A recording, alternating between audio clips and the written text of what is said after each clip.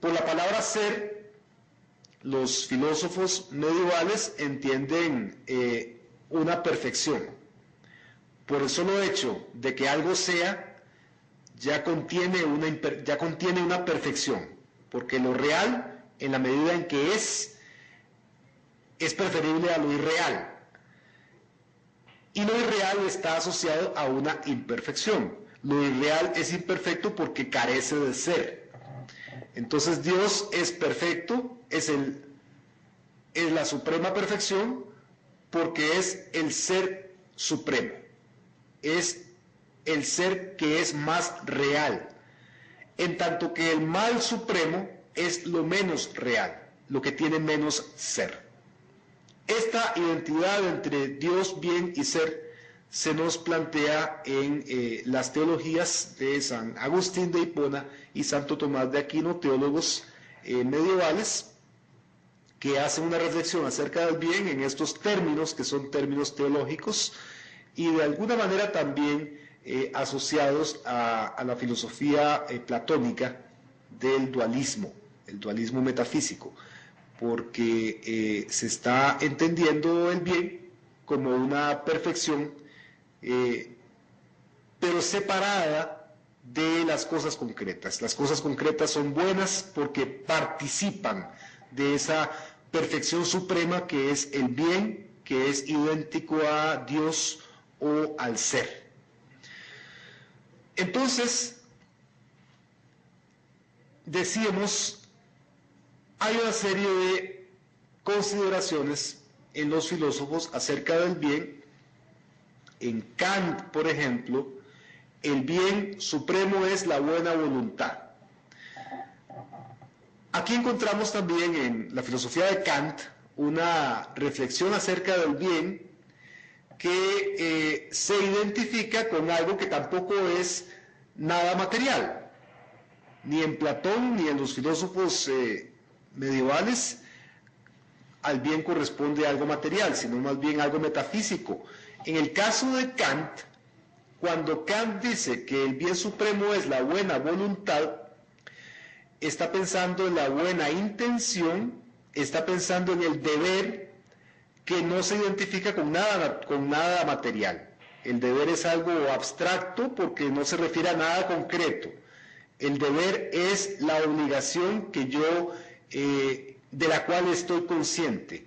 Es al mismo tiempo una obligación autoimpuesta, porque yo tengo la conciencia de cuál es ese deber. Y esa conciencia es entonces lo que me hace ser un individuo o un sujeto autónomo, porque nadie me está diciendo cuál es el deber, yo lo conozco. El deber es el imperativo categórico, por ejemplo, trata a los demás, o más bien trata a los demás siempre como un fin y no únicamente como un medio. Esa es una de las formulaciones del imperativo categórico, una de las maneras en que Kant tiene de explicar el deber. Pero ¿cómo se concreta ese deber, esa máxima, ese imperativo, esa obligación? Se concreta de cualquier manera, indeterminada.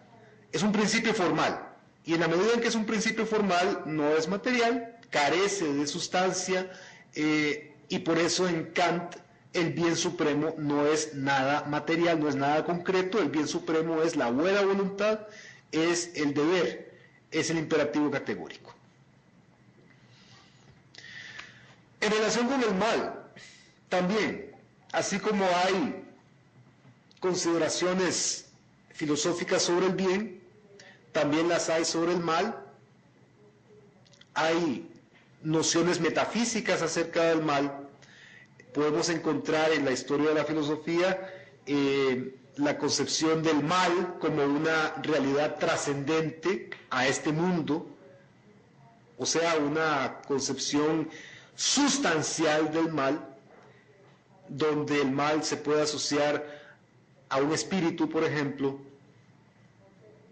o a un principio que no es de este mundo. Tengamos en mente la noción sartreana de la mala fe. Quien comete mala fe, quien abjura de su responsabilidad, quien intenta evadir su responsabilidad, lo hace en definitiva desde una concepción trascendente del mal. El mal está fuera de mí. Yo soy una víctima de ese mal. No soy responsable, por ende, de la mala acción que se ha cometido. Pero una realidad trascendente del mal la podemos encontrar en distintas nociones filosóficas, en distintas también sociedades, en distintas culturas. Normalmente está asociada a la religión, sin embargo, una concepción trascendente del mal, el mal como realidad que no es de este mundo, sino que es de otro mundo y que victimiza a este mundo desde aquel.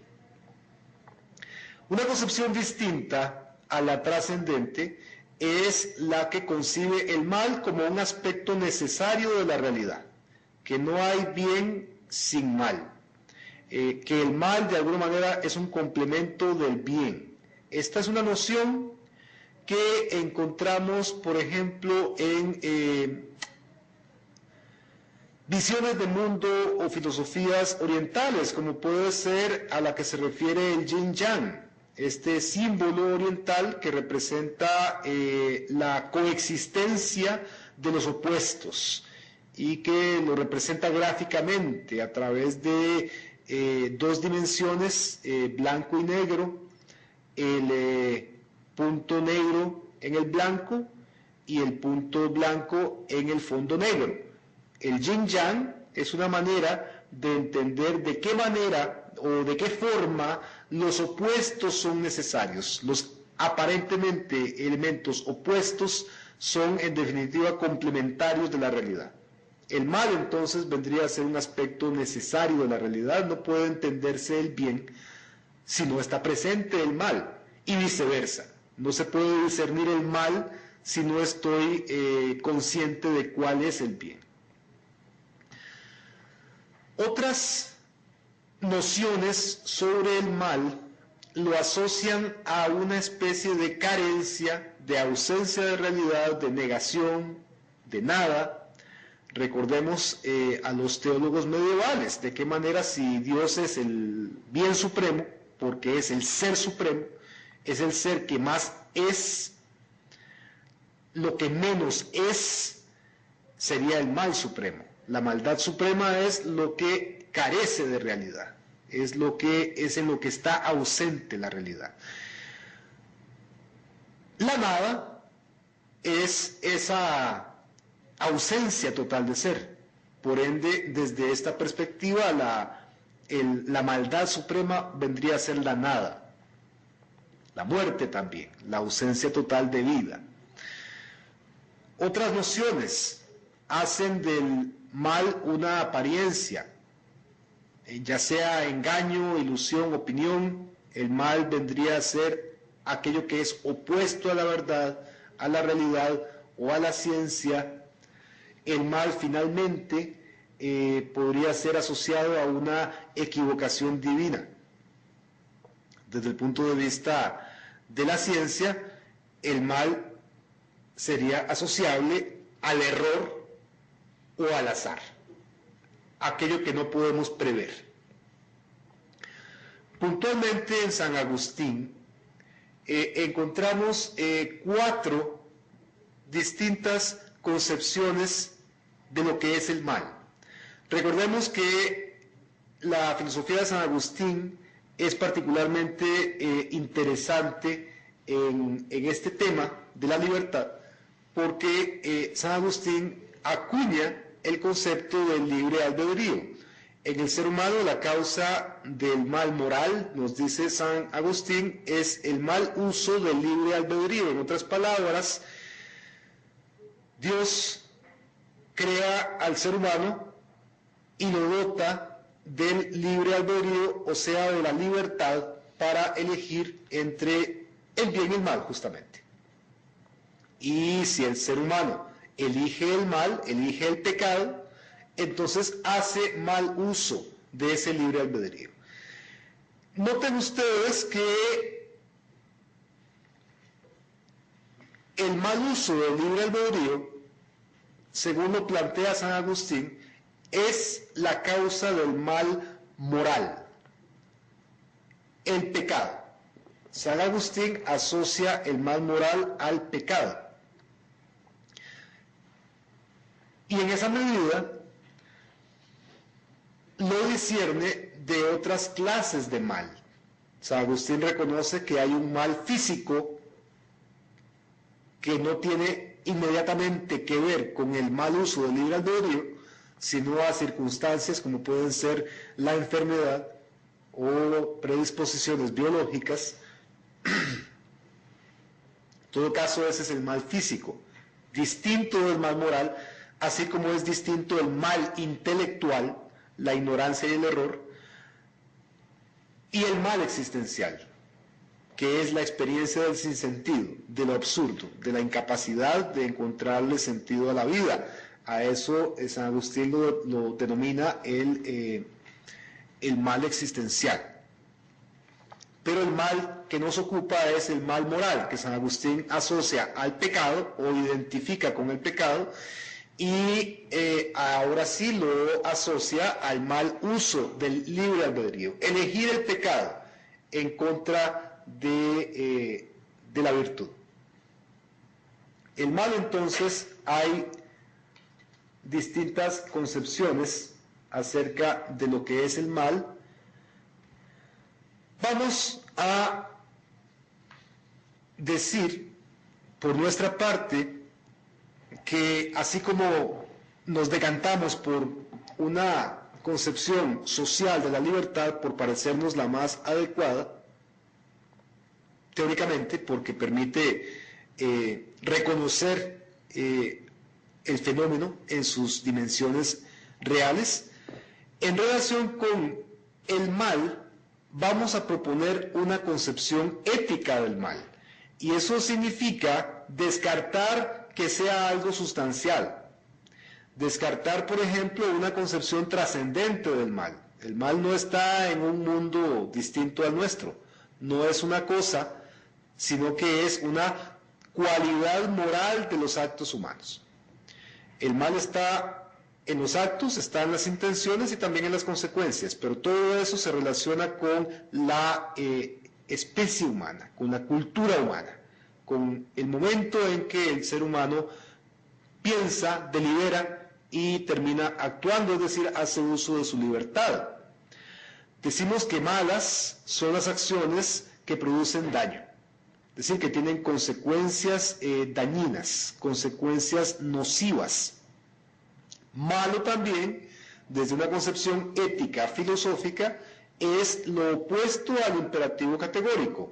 Si el imperativo categórico decía, trata siempre a tu prójimo como fin y nunca como simple medio, en otras palabras, no instrumentalices a tu prójimo, malo es instrumentalizar al prójimo, es tratarlo como medio o instrumento o cosa, es cosificarlo en definitiva, manipularlo como si fuera un objeto, como si fuera un medio, en función de fines egoístas. Asimismo, filosóficamente, el mal, desde el punto de vista de la axiología, es el disvalor. La axiología es la disciplina filosófica que estudia los valores, que estudia la naturaleza de los valores, la estructura de los valores, la composición, el sentido, el significado. Y entonces el mal, como disvalor, es asociable a todo aquello que es negativo, es decir, que puede componerse a través del prefijo in, tal como injusticia, o bien del prefijo des, como desenfreno, o que puede hacer alusión o que puede referirse a acciones que objetivamente producen daño, como decíamos anteriormente, tales como la cobardía, la avaricia, el odio, la ignorancia, etc. Una concepción ética del mal pasa entonces por estas notas. El mal no es sustancial, no es una cosa, el mal está en las acciones, en las intenciones, en las consecuencias. El mal, en definitiva, es siempre humano, es una cualidad de los actos humanos. Vamos a examinar ahora una serie de concepciones en torno a la justicia. Vamos a examinar en qué sentido puede considerarse la justicia en relación con un orden funcional. Cuando decíamos de la concepción del bien en Platón, de cómo el bien en Platón era la idea suprema, que también era asociable a la idea de balance o equilibrio. Un orden funcional, que cada cosa esté en su sitio, significa que cada ser ocupa un lugar en el cosmos y que justo es lo que permanezca en ese lugar. Justo es que permanezca en ese lugar, porque ese es su lugar natural.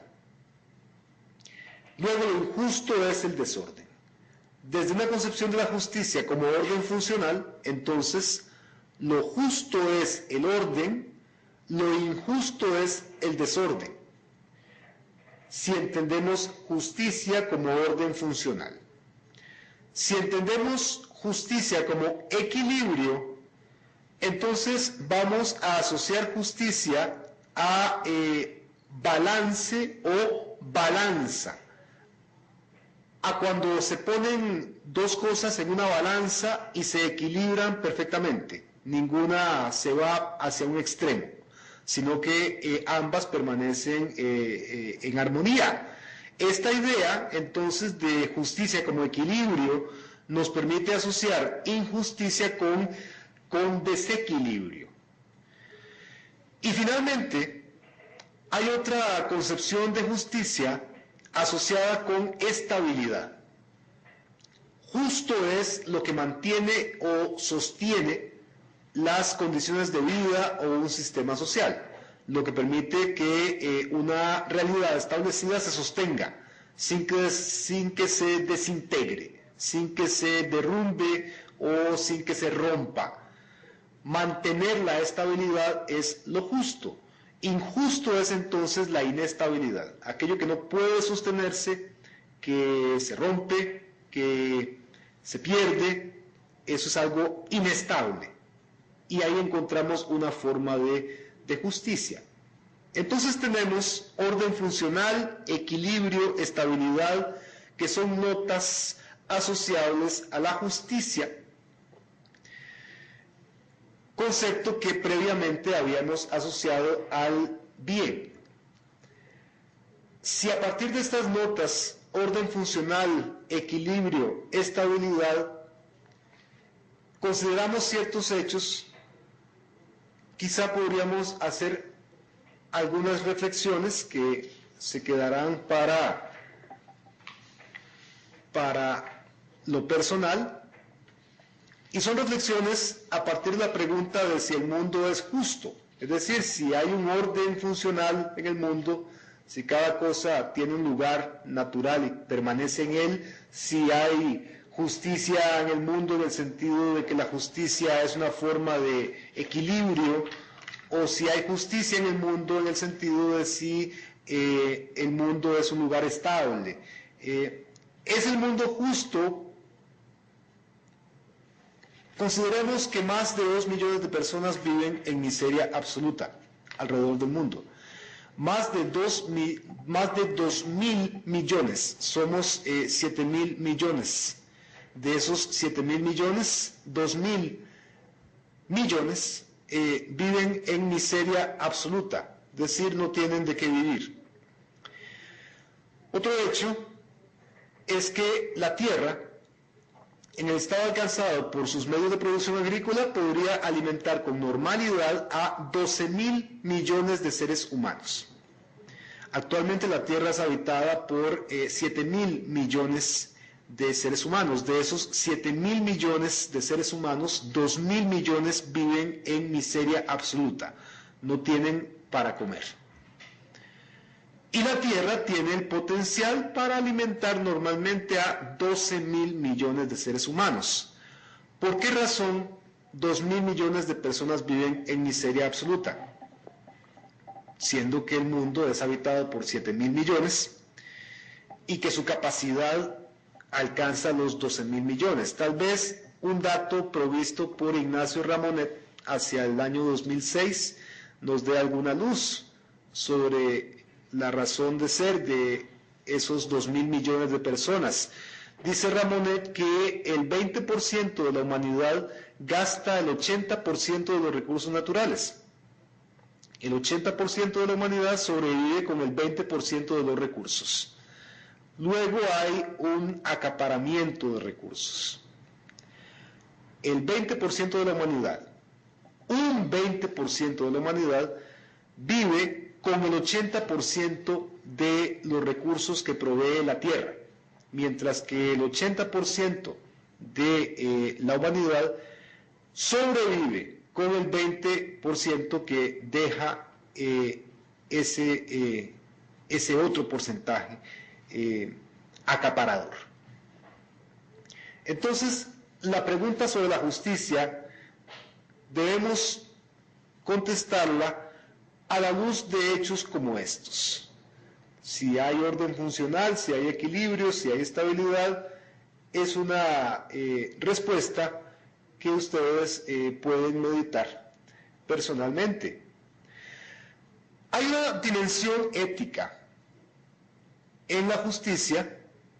A la justicia le corresponde una dimensión, un alcance ético o moral, en la medida en que lo justo es relacionable con el bien, pero además también hay una dimensión política en la justicia, en el sentido de que lo justo es una consecuencia de una cierta estructuración económica y política por parte del Estado, que en definitiva la distribución de los bienes le corresponde al Estado, le corresponde al ámbito político, a la sociedad política, a los gobiernos. En ese sentido, la relación entre justicia y política es completamente pertinente. Ya en Platón habíamos adelantado que la reflexión sobre la justicia se daba en términos de que justo era lo equilibrado, era el orden funcional que hacía de la ciudad o del Estado un Estado estable, sostenible, y que un Estado tal era un Estado estructurado de acuerdo con el molde o con el modelo de la mente humana, y que los gobernantes se correspondían con la razón y que debían hacer evidencia de prudencia, que los guerreros se correspondían con la facultad anímica de la voluntad y que debían demostrar valentía, y que los productores se correspondían con la cualidad anímica del deseo, y que lo que correspondía era que demostraran moderación. En Platón, la dimensión política de la justicia consiste en esta forma de estructurar establemente un Estado o una ciudad-Estado. En Aristóteles encontramos las nociones de justicia distributiva y justicia conmutativa. Por justicia distributiva se entiende una distribución equitativa de los bienes. Aquí debemos hacer la salvedad de que la equidad no es igual que la igualdad, a pesar de que a pesar de que ambas palabras comparten una etimología. No se puede considerar justo en el sentido de equitativo una distribución igualitaria de bienes cuando unos necesitan más que otros. Por ejemplo, cuando hay desamparados o cuando hay enfermos o cuando hay débiles, no sería justo, no sería un tema de justicia distributiva que les dieran lo mismo que a quienes ya tienen, o quienes están sanos, o quienes no necesitan de más. Esto hace que justicia y equidad sean conceptos diferenciables, a la luz del concepto de justicia distributiva. Es justo distribuir equitativamente los bienes, desde esta noción de justicia distributiva de Aristóteles. Es justo desde el punto de vista de la justicia conmutativa rectificar y corregir las injusticias cometidas, ya sea a través de la penalización de los delitos, ya sea a través de la garantía de los derechos o de la compensación de las pérdidas. Este es el concepto de Aristóteles de la justicia conmutativa.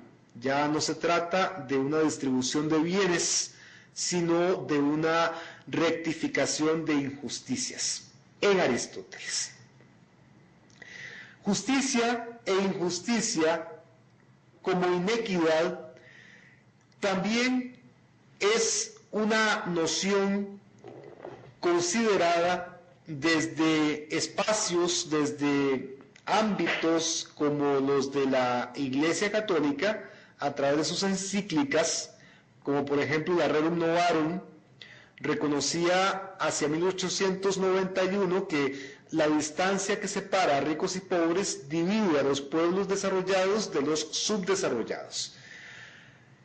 Este es un reconocimiento de que la injusticia, la iniquidad, son realidades socioeconómicas y políticas derivadas de la organización del trabajo. Es en relación con la producción de bienes y la distribución de los mismos como aparece el tema de la justicia y la injusticia.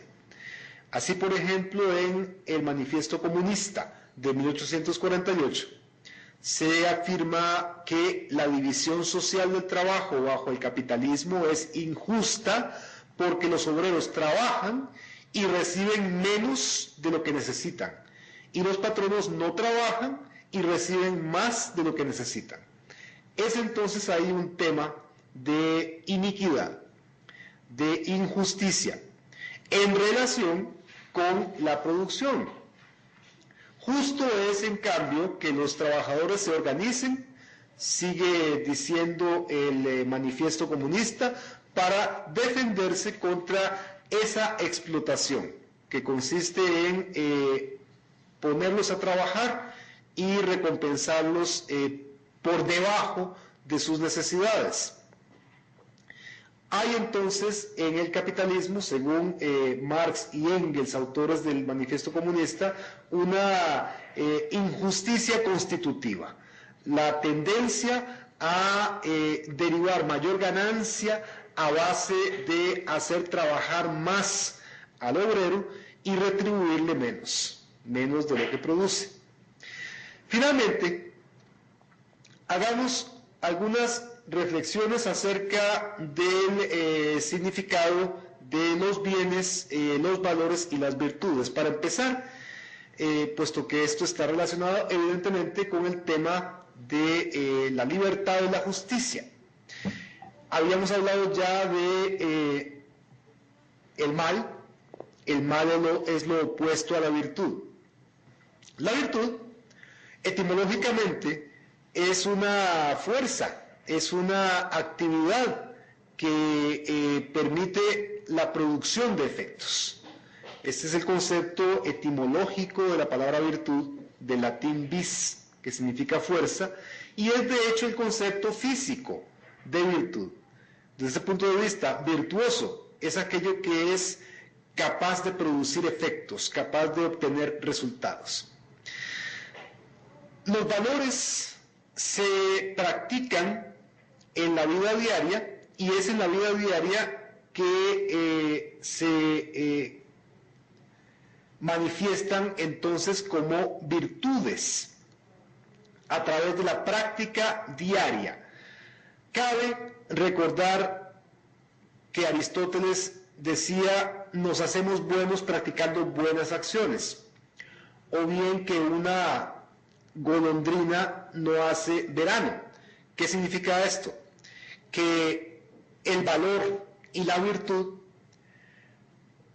practicados habitualmente convierten al ser humano en un ser virtuoso. Una golondrina no hace verano. ¿Qué significa esto? Significa que ser virtuoso un día no me hace a mí bueno ni virtuoso, sino que tengo que cultivar ese hábito. Debo cultivar el hábito de la virtud, porque así como la virtud es un hábito, de acuerdo con Aristóteles, lo contrario también es un hábito. Así como puedo cultivar virtudes, también puedo cultivar vicios. Y si la virtud es una fuerza, el vicio es una debilidad, es una mala costumbre. Si la virtud es la buena costumbre cultivada a través de la acción diaria, el vicio es la mala costumbre cultivada igualmente mediante la acción diaria a través de una práctica que eventualmente me va a incapacitar para producir efectos, como puede ser evidentemente el hábito del fumado, que es un vicio que claramente debilita el organismo. Aristóteles decía, bajo estas consideraciones, que hay virtudes que son morales, como la justicia, fuerzas que capacitan a la gente para actuar moralmente, y hay virtudes intelectuales, como por ejemplo la sabiduría, que capacitan a la gente para actuar en un sentido que ya no va a ser moral, sino que puede ser, por ejemplo, científico. Virtudes éticas y virtudes dianoéticas. Finalmente, vamos a decir algunas palabras sobre las éticas materiales y las éticas formales. De las éticas materiales, vamos a decir que son aquellas que apuntan a fines o bienes concretos, como puede ser la felicidad. Una ética material la encontramos paradójicamente en el cristianismo. El cristianismo es una ética material porque para el cristianismo el bien supremo, el sumo bien, desde el punto de vista de la existencia humana, de la vida humana, consiste en ganar el paraíso. Ese es el telos, ese es el contenido teleológico de la ética o la moral cristiana. De la moral cristiana vamos a decir entonces que es una moral teleológica o material, porque para esta moral el bien se identifica con algo, con un bien concreto que es prácticamente una recompensa.